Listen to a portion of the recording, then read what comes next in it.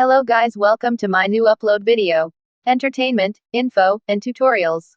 Enjoy watching. Paano magpadala cash o pera sa pamamagitan ng Western Union? Ikaw ay nasa abroad isang EU at papadalhan ng pera mga pamilya sa Pilipinas. Makinig at sundin ang paraan paano send at mag-receive. Sa unang bahagi ay pumunta kayo sa Western Union outlet at ito ay nasa iba't ibang lugar ng mundo.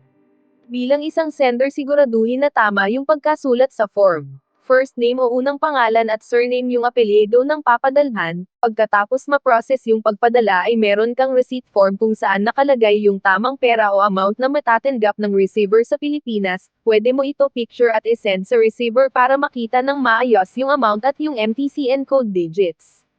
Importante na yung dalawa na yan ay tugma sa receiver at sa sender information, na yung dagdag kaalaman wag basta-basta ibigay detalye o ipakita sa ibang tao yung receipt mo at tangi lang meron information ay ikaw lamang at yung pinapadalhan mo.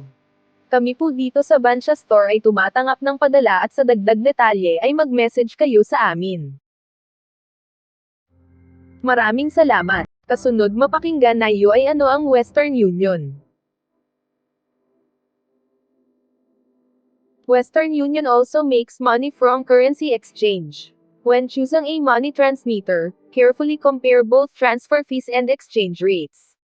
Fees. Foreign exchange rates and taxes may vary by brand, channel, and location based on a number of factors.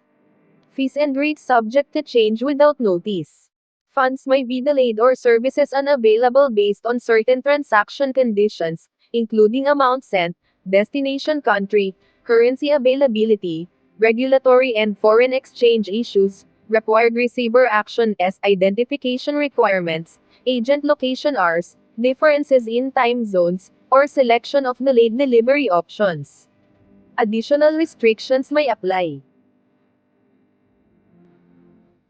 Please don't forget to subscribe, like and share. Hit the notification to be updated for another upload video. Goodbye, take care.